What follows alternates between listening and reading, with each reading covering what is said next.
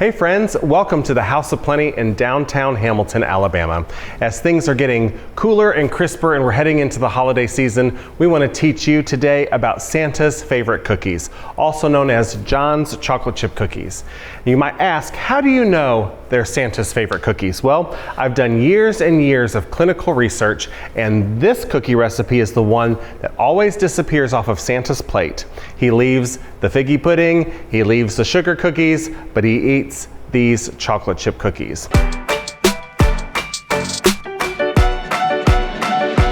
So we're gonna dive right in. Now, my chocolate chip cookies are a soft and chewy chocolate chip cookie, and the secret to that is instead of using butter in this recipe, we're using Crisco. And butter usually tends to have a more crisp cookie, and the Crisco is gonna help us have a softer cookie. So to get started, I've got 1 stick of butter flavored Crisco. You can use the regular, but the butter flavor is nice. It adds that butter flavor that we're missing by not using butter. So we've got 1 stick going in to our stand mixer. You can do this with a hand mixer, electric mixer if you like. And then to that we've got a half of a cup of white granulated sugar, 1 cup of brown sugar, and we're gonna use our paddle attachment on our stand mixer. And we're just going to let these cream together, the Crisco and the sugar, just like you would in a butter recipe. Now while that's working, I've got a bowl here, and we're gonna sift together our dry ingredients. I've got a 1.5 cups of all-purpose flour. I've got a teaspoon of sea salt, and I've got a teaspoon of baking soda. Now I just couldn't find my sifter a few minutes ago, so we're just gonna whisk these together. This is just gonna help prevent lumping and clumping in the dry ingredients and making sure that they're all incorporated before they go into the wet mixture, so that you don't have a pocket of baking soda over here and a pocket of salt over here. You want it all evenly distributed. Now we're gonna scrape down our bowl to make sure that everything's getting incorporated in here. So we're just using the spatula to scrape up off the bottom, making sure that the Crisco and the sugar has fully come together. Right now we're gonna return that to a medium speed, and we're gonna add our eggs. We've got 2 eggs total. I like to crack them into a separate bowl first, so in case any shells come off, you can pick them off before they get into the mixture. We're gonna add them one at a time and make sure they get incorporated fully. And then we've got a tablespoon of vanilla extract. So you can see in our bowl here, I'm going to use the spatula and make sure I turn things around and scrape it off the bottom of the bowl, just making sure that everything gets incorporated. All right, now it's time to add our dry ingredients. We're going to put this on a medium high, and we're going to slowly add our dry ingredients about 1/3 at a time until it's fully incorporated. All right, again, we're gonna pause to make sure that we get everything incorporated. Just scraping down the sides and turning the bottom over.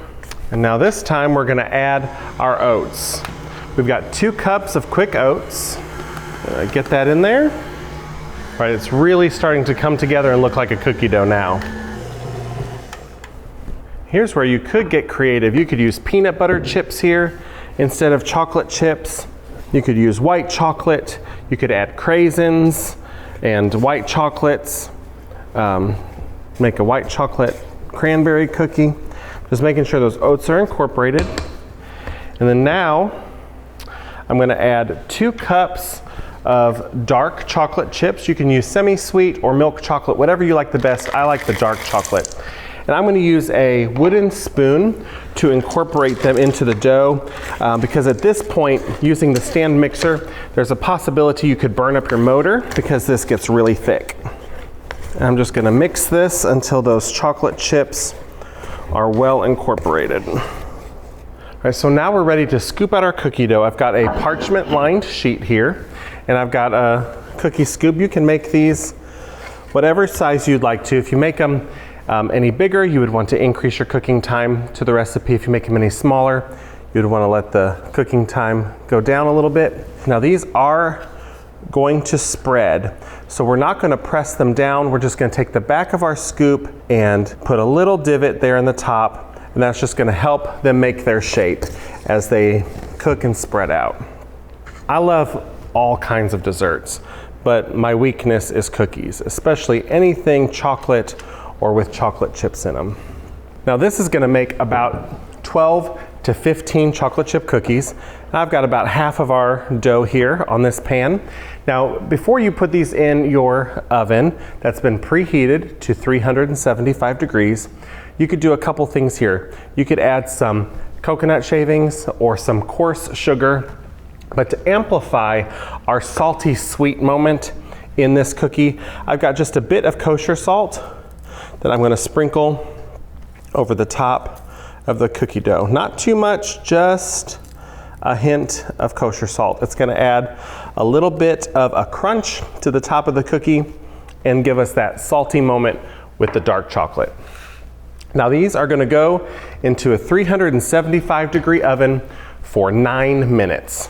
When you open your oven to pull them out, if they still look really liquidy and chocolatey in the very center, you can close your oven and go for another 60 seconds, but you definitely don't want to surpass that 10-minute mark because that is going to make it less chewy, less soft, and it's gonna start to get more hard and crispy. It will still look doughy and almost like it hasn't fully baked when you pull it out of the oven, and that's okay. So we're gonna get these into the oven for 9 minutes.